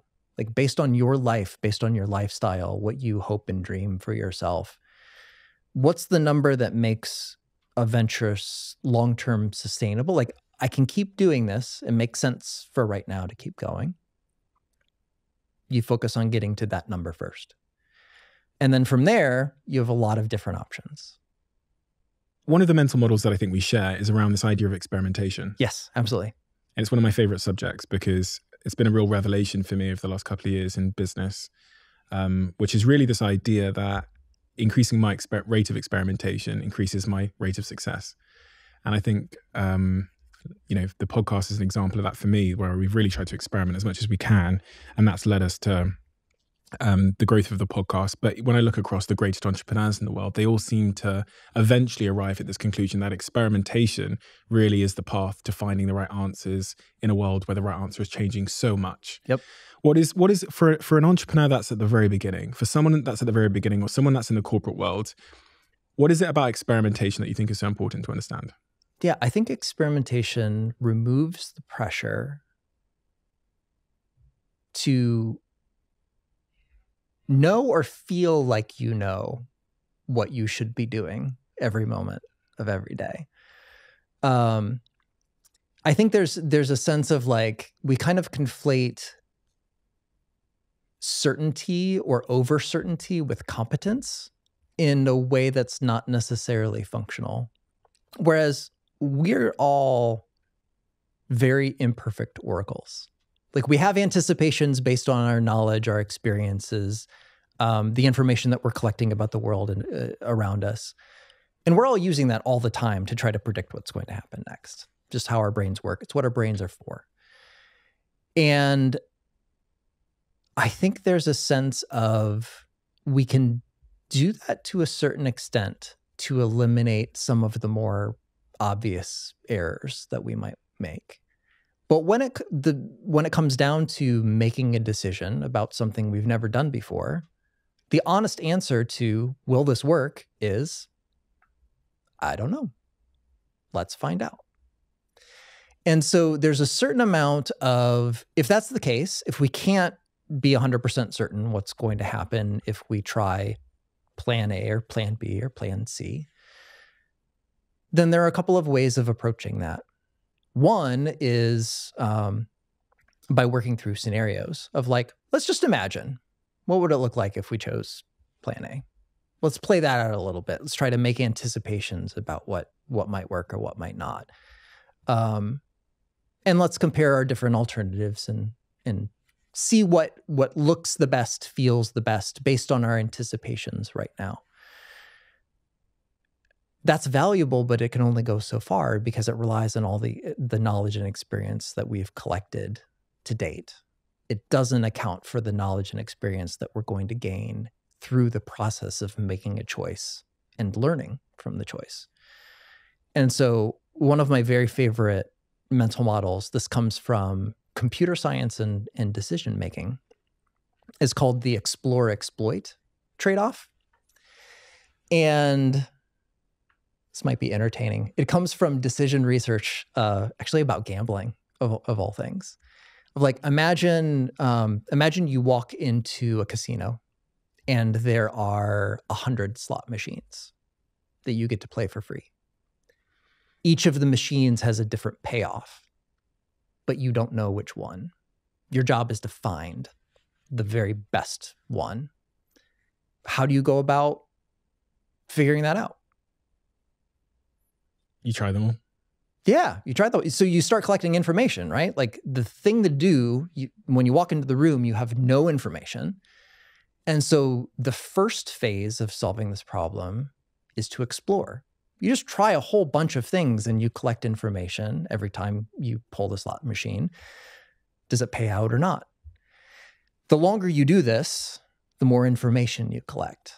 And after a certain period of time, you start to get a feel for patterns of some things seem to be more obviously good and other things seem to be more obviously bad. And so over time, you shift into the second phase, which is called the exploitation phase. So you take the knowledge and experience that you have and you use it to do the best performing thing that you're aware of at the time more often. So you're playing the higher winning slots more. The key is, though, the exploration phase never stops. It just gets smaller over time. So if you're going to play this game optimally, there's always a certain subsegment of your time that's dedicated to exploring, to collecting information, to trying new things. And I think this kind of general way of going about these, like, this is what early careerness, early entrepreneurship looks like.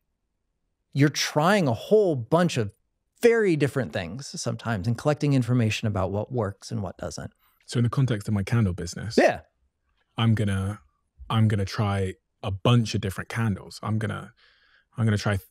I think the key part is we'll get like try other stuff, but the part that I often see people overlook is what you actually said after that, which was collect information. Which is, you know, people will listen to this and they'll go, right, guys, they'll come to the corporate office, they'll go, right, we're going to try a bunch of new stuff. But that is just wasted time if you're not accurately collecting the feedback. Yes. Because that's the power. The feedback is the power, right? Failure is nothing without feedback. Yeah, exactly. And that's like, so trying the new thing and then paying very close attention to what happens is the valuable part. So like in the context of the candle business, like, maybe you try 10 different scents at the very beginning and you do small batches of each one. And how do I test that in the context of a candle business? How do I test which is the best scent? Yeah. So you could do all sorts of different things. Like early on, you can get direct feedback. So follow up with people. So this is where the like quantitative and qualitative research studies can be very, very valuable. So your first source of information is, what do people buy? What's most appealing? Where does that kind of initial spark go? You'll probably see a distribution. If you try 10 different scents, you'll probably see a couple very clearly stand out. And then contacting customers directly to follow up. What did you like? What did you not like?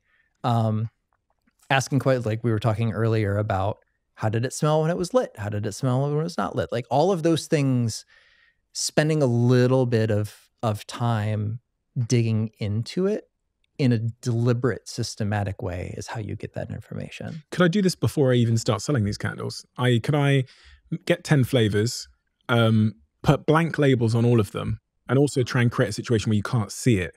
Oh, yeah, because totally. again, I'm trying to limit the variable. So I don't want you to make your decision based on color. Put you in a pitch black room, This is actually what a lot of companies do. One of the companies totally. I've invested in called Huel does this. They have these pitch black rooms at their HQ, which they invite people into. And these are like sensory deprivation rooms, I guess, because there's no light, there's nothing, you can't see anything. And in the context of candles, get 10 strangers off the street to smell them all, maybe 100. Yep. And just to leave some scores. Yeah. And then get them to smell them when they're lit and take that data as well. You can absolutely do that. That's crazy. It seems so obvious, but people don't do this stuff. Yeah. And it doesn't take that much more work. You're actually limiting your risk because you're not committing to, one big batch of something that you think will work. Yeah. You're just experimenting a little bit more broadly, collecting some information and allowing that information to guide your future decisions. You talk about this thing in your book called Gall's Law. Yeah. What's Gall's Law? Gall's Law is the idea that any complex system essentially evolved from a simpler system that worked. So if you want to create a complex system that works, the easiest, best thing to do is to start with a simple system and then build it up from there. And so this is like, when we're talking about this hypothetical candle business, we're not talking about the multinational distribution version of the candle business quite yet. There's a simpler version of that business that must exist in order for it to ever reach the level of complexity and success that would allow that to actually operate in the world. And so one of the reminders of Gall's Law is that it's actually okay to start simple, straightforward, strip it down, focus on the essentials. Start there, because every additional bit of complexity needs to serve some sort of purpose to justify its cost, either direct cost or time, attention, opportunity cost. And so I think, to our earlier conversation, sometimes complexity can be seen as a bit of a weird status signal. Like, I'm fancy, I'm sophisticated. I think the more sophisticated thing to do is to start simple and keep it simple on purpose, and then make every additional bit of complexity earn its way. Because complexity isn't value. This is, I guess, this is the thing we get wrong. We think if we take a candle and we add some neon lights to it, and we add some, I don't know, like a metal lid to the top of it, and then we add, you can charge your phone using the candle. Sure. We think because we've added more stuff, people are going to value it more, therefore they're going to pay for it more. Yeah. But that's not necessarily how the world works. Exactly. You're going to screw up so many things by adding those features. The best example I can give is this Whoop on my wrist, which I'm an investor in and ambassador for. So I'm not shilling it here, but it's just something that always comes to mind, where you ask the founder of Whoop why you didn't add a watch to it, why you didn't add the time. Because you could simply just put the time on there. Sure. But he said adding an additional feature changes the frame. And that really made me understand this idea that more isn't more as it relates to value of products. Because the minute you add the time to a Whoop, it becomes a watch. And then people have these whole new set of expectations of a watch. It's a fashion item, et cetera, et cetera. Interesting. I've never heard that term before, Gall's Law. Yeah. Or like, it's instructive that we're talking about candles and not about some complex mechanical device that you would bolt onto a building's HVAC system to deliver scent to the entire space. Yeah. Right? Like, don't start there. Maybe start with a candle. And then at a certain point, if it makes sense to move in a direction based on what your customers are telling you, that's fantastic. But keeping it simple from the beginning is the way to go. Once upon a time, if you had a business idea, it was exceptionally difficult to get going. But now, in the age of Shopify, it is exceptionally easy. As many of you will know, Shopify are a sponsor of this podcast. If you don't know Shopify, it's an exceptionally simple web platform for anybody that's got an idea that wants to transact on a global scale. So things like these conversation cards, which we sell, we've sold using Shopify, and it only took us a couple of clicks to get going. So why did we choose Shopify? For a number of reasons, but I think one of the big ones, which goes unappreciated, is their checkout system converts 36% better compared to other platforms. And here's what I'm going to do to remove the cost for you. If you go to shopify.com/Bartlett, you'll be able to try Shopify for $1 a month. I've seen Shopify completely change people's lives. And for many of you, I think it could change yours. We haven't spoken about this book, though. First 20 hours, yeah. The First 20 Hours, How to Learn Anything. And you have a TED Talk, don't you? Which I do. was crazy. Yeah. Crazy. Don't know if it's hit 40 million views yet, but pretty close, if not. 40 million views on a TED Talk about the first 20 hours, how to learn anything. Yeah. Why? Why did it do so well? I think for a couple of different reasons. Because that's one of the best viewed TED Talks of all time. Yes. That's crazy. Yes. I did a TED Talk. Nobody watched it. I did it like 10 TED years Talks ago. are fun. Yeah. They're very fun. Yeah, so the TED Talk for the first 20 hours did very well. And I think part of it has to do with, it's something we all have in common, right? Like wanting or needing to learn something necessary, useful, fun, cool. Not really having a whole lot of time. Like we're busy people, we're busy culturally. And so there's a bit of a conflicting desire there of like, yeah, I want to learn this, but I don't have a whole lot of capacity to spare here. And then the genesis of the book was digging into some of the psychology research that I uncovered in the process of working on Personal MBA, which was all about learning new things. And learning that the first few hours of acquiring or learning any particular skill are validated by research to be both the most effective and the most efficient. So like your rate of improvement per time or per unit of time and energy invested at the very beginning of learning something new is extremely high. And so the question that sparked the research for the first 20 hours is there a way that we can take advantage of that consciously?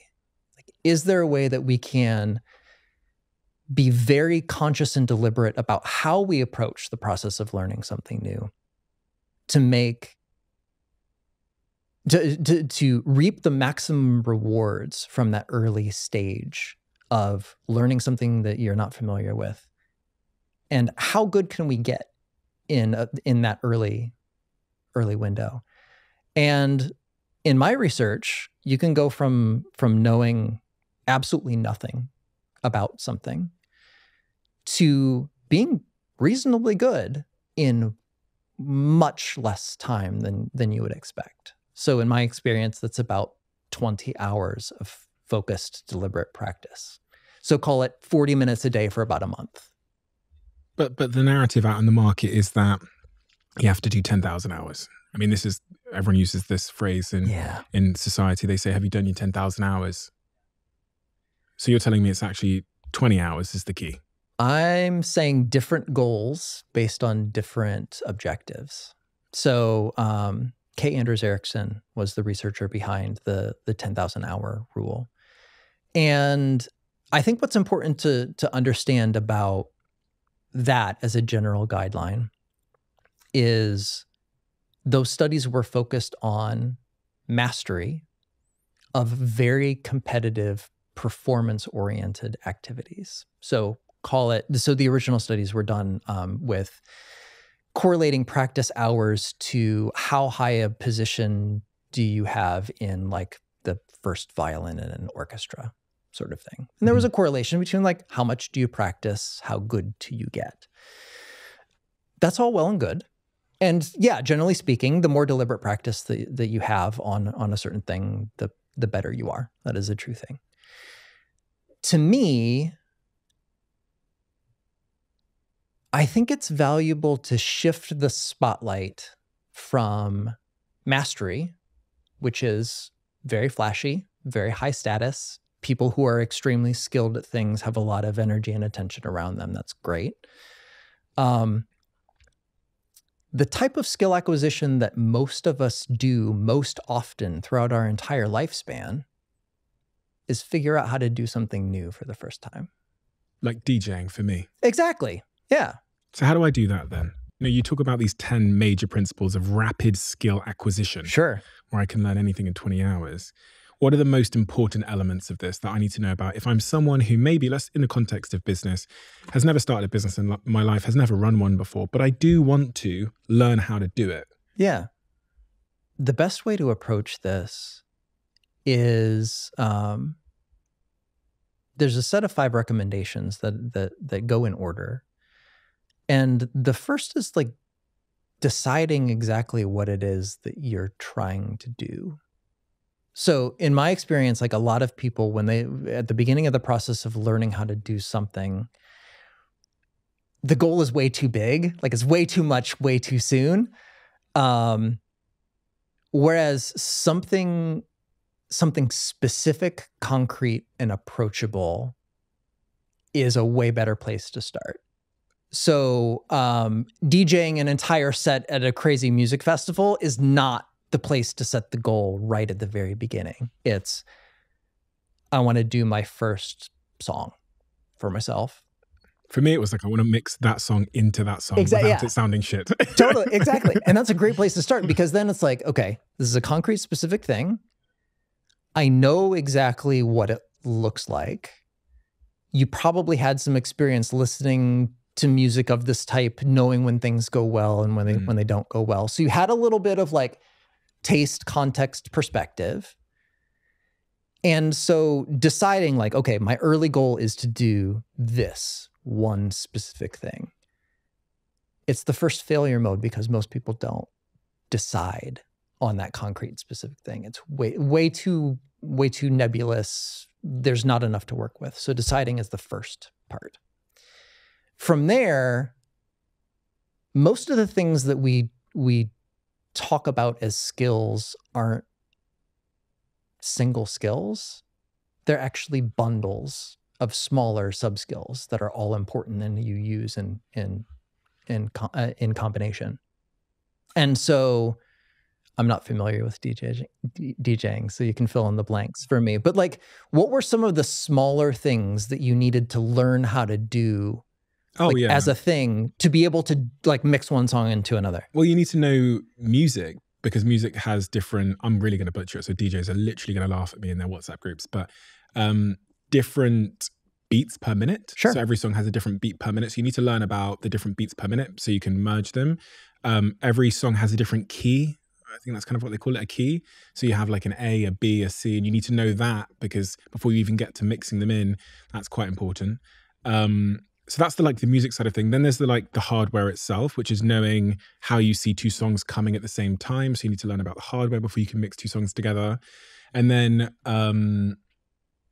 actually, interestingly, in the first hour of lessons, I was expecting to jump on the decks, but the first hour of lessons that I had was all about what is music.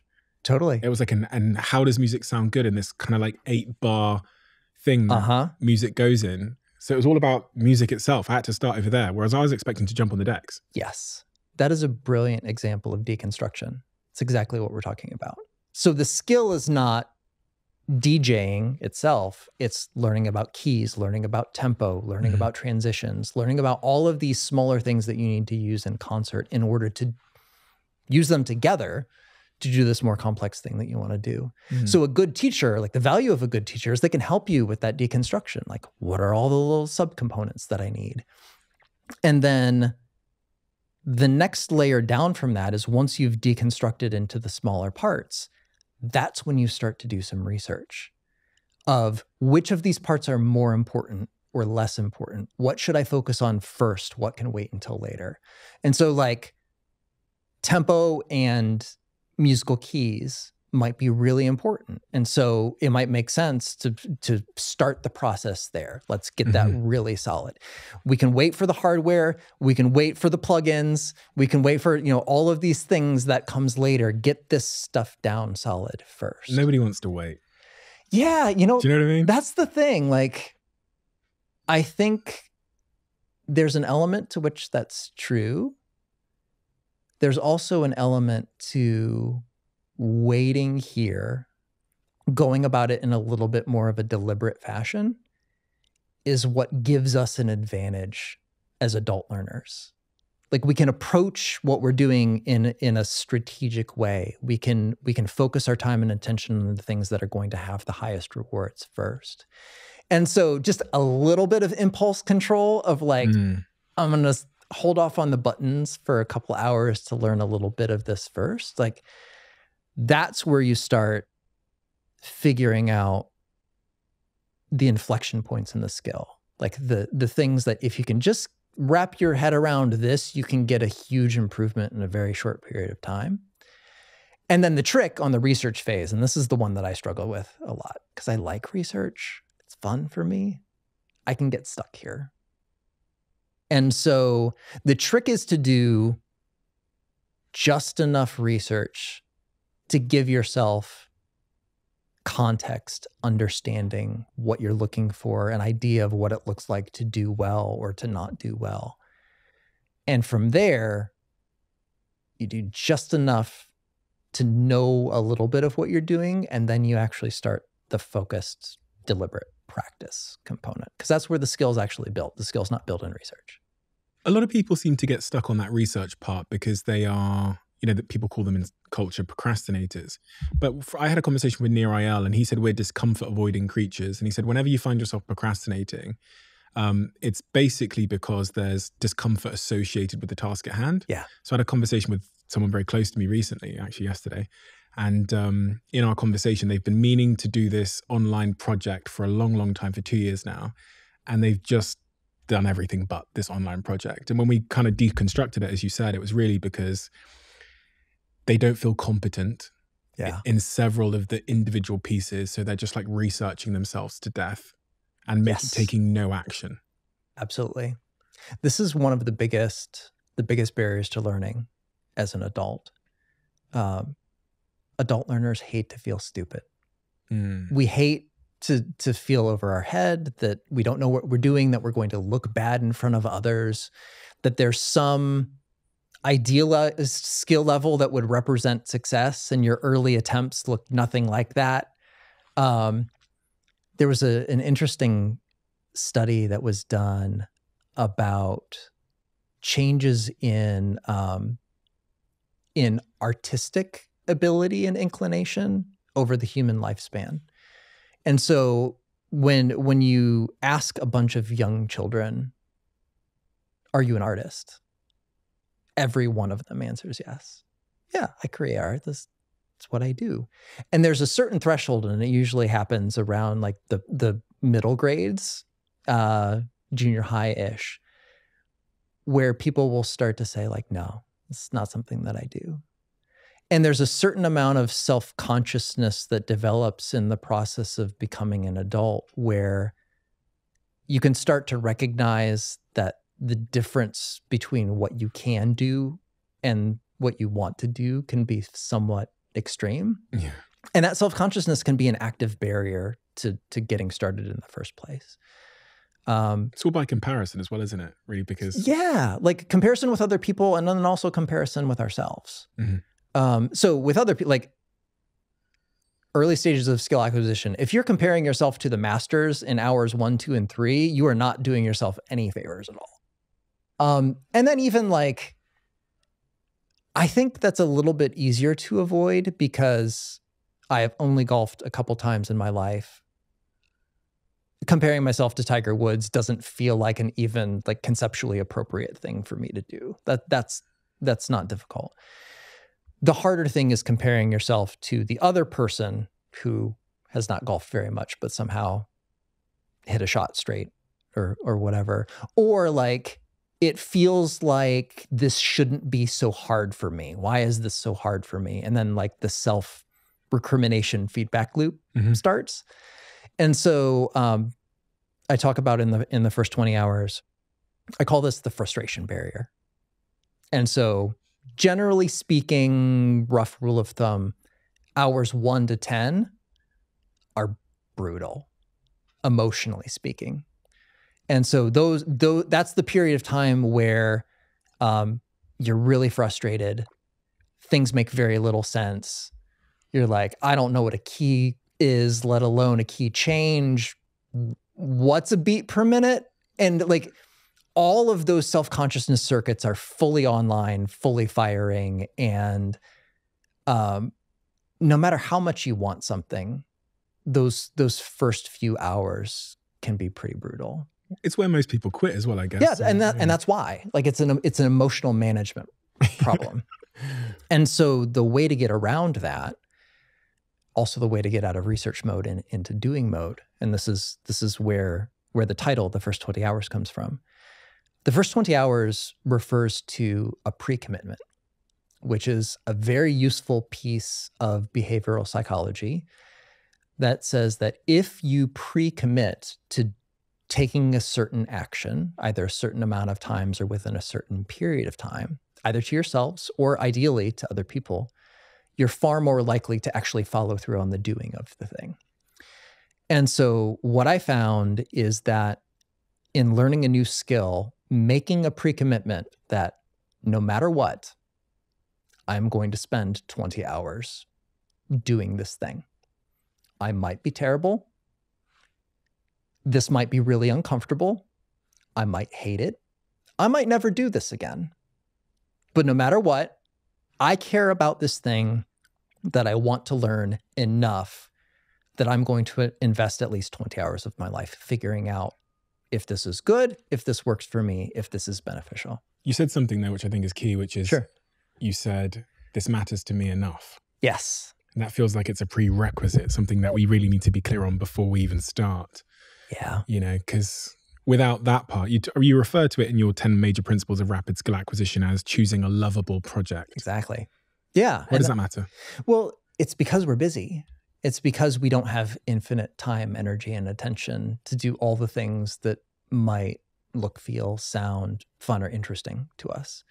And so there needs to be at least some minimum threshold of, yeah, this is important to me to make some trade-offs in other areas of my life, or to not watch that movie, or not relax on social media this night. I'm going to carve out some time in my day and actually make this a priority to sit down and do the work.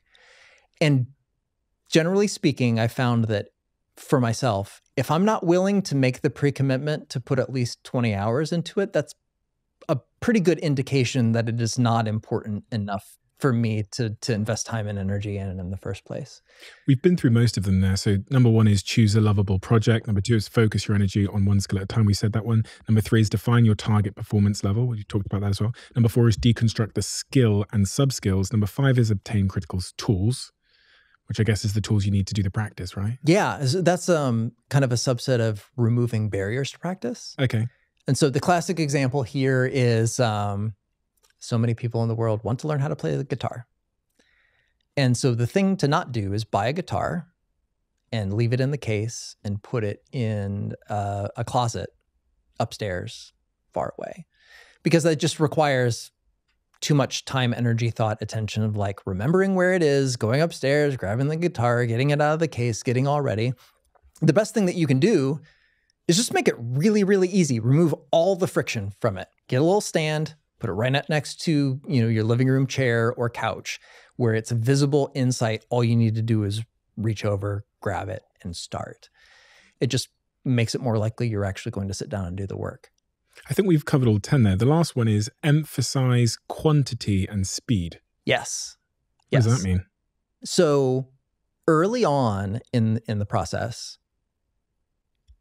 there's a tendency to like want to do it perfectly sooner versus doing it imperfectly more is actually more beneficial.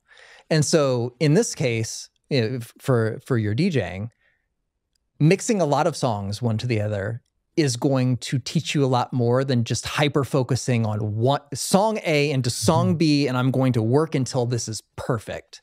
You're just not going to learn as much. It's the variety, the exploration, and the variety of circumstances will teach you more about what it looks and feels and sounds like than trying to get too perfect on one specific thing too quickly.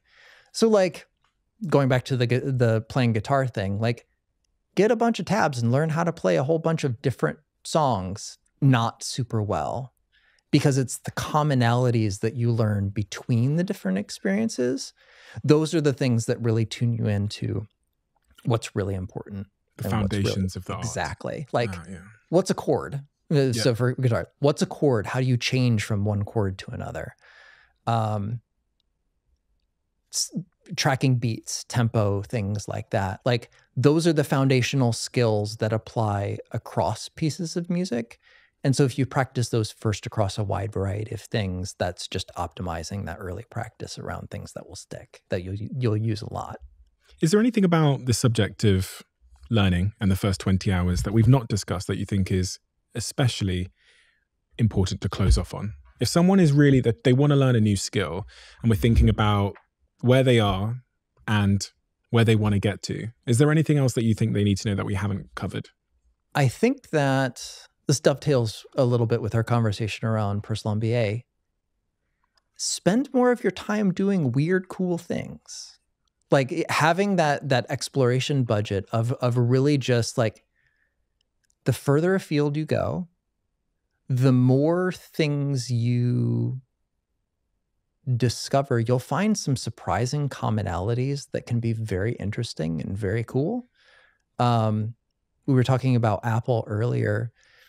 One of the primary design inspirations for the Apple computing system was Steve Jobs taking a random calligraphy class in college. And it's not something that you would put together in some sort of obvious way, but it was an important enough influence of being able to take some part of life and like apply it in a different way, in a different context to another thing that unlocked a lot of value for a lot of people. And so for me, like in the larger sense, I think it's just really valuable to take a step back and think about, like, what might I want to experience, or what might I want to learn how to do at some point in my life? Just make a list. It can be, I think self-editing here is not the way to go. Just like, make a list of all the things that appeal to you for whatever reason. And then the benefit of an approach like the first 20 hours is it gives you a way to make actually going about doing that thing look and feel far more approachable than it otherwise might be. When you said the thing about Apple there and Steve Jobs going to that calligraphy class, it made me realize that in life, there really is no such thing as a waste of time. No, there's really not. Because we think of, chilling on Netflix as a waste of time, but you can uncover something about story arc from watching a movie that makes you bring that into your creative work or into an advertising campaign. And, I think it's interestingly, because if you think about that example you gave of Steve Jobs in that typography class, had he just gone to computer programming lessons about how to make software or hardware, he wouldn't have stumbled across the brilliant sort of insight that design and typography and calligraphy really, really matters. So these devices wouldn't be so amazing. So sometimes the most valuable skills or inspiration we can acquire exists clearly outside of the bubble that we work in. Totally. Josh, we have a closing tradition on this podcast where the last guest leaves a question for the next guest, not knowing who they're going to leave it for. Oh, excellent. That's fun. And the last question that was left for you is, they finally got someone with good handwriting. I can read this one without stuttering. When you look back on your life, are there more things you regret doing or regret not doing? Please give some examples. Wow, they went heavy hitting on this one. It's a stitch up. I love this. Yeah. And stitches up the next guest. No, it's good. I think I have more mistakes of commission, things I've done, than mistakes of omission or regrets. So generally speaking, like, if I can anticipate that I'm going to regret something, I just try not to do that thing in the first place. Mm-hmm. And I think some of those things like can fall into like daydreamy sorts of oh, what would have happened if I... Oh yeah, like hindsight's a Yeah, wonderful thing. I mean, almost pure hindsight bias. Yeah. Which is also one of the things I talk about in Personal MBA. Like, it's a thing. So for me, it is like a lot of those regrets revolve around decisions that I made that didn't work out, relationships. I have 2 kids, and the process of raising kids is hopefully informed trial and error, but like fundamentally trial and error. And yeah, that's part of the learning and the experimentation too, of just like, sometimes you have to make the call on the fly, and sometimes you don't know whether the call you made is the right one, the best one. Do you have a mental model or framework for decisions generally? I really like my fundamental way of approaching decisions is scenario planning. Like, I really try to think through, all right, what are my options here? How much detail can I create around each of these potential options? What are the trade-offs? Are there any really like hard trade-offs, things that must be accounted for? And then just really like in my current understanding, try to play out what's likely to happen down each of those paths, and then pick the one that seems the best or the most appropriate given the circumstances. Josh, thank you. Thank you for writing 2 exceptionally important books. And really, you know, I'm a real big advocate and believer that we need more entrepreneurs in the world, but more people just generally that understand business, even if they're going to continue to work in corporate environments, because I think that's beneficial to society at large, our society, but also to individuals, because it empowers them to have more optionality in their lives, to be able to make more choices about what they want to do, where they want to spend their time. And society is run on businesses. You know, what we're doing now is a business. The way that I'll get home tonight is a business. So understanding the fundamentals, the levers that are running society, I think is only net positive for everybody. And that's exactly what the Personal MBA does. It deconstructs what businesses are, and it helps us understand the world around us and the incentive structures of the world around us in a really, really empowering way. So thank you for writing a book that really speaks to those people that maybe can't afford to go and get a very expensive MBA at one of those top schools, but gives them an equally, if not more important, understanding of business than anything ever could. It's an exceptional book, and I applaud you for writing it. So thank you. Thank you very much. That was very kind to say, and I appreciate it.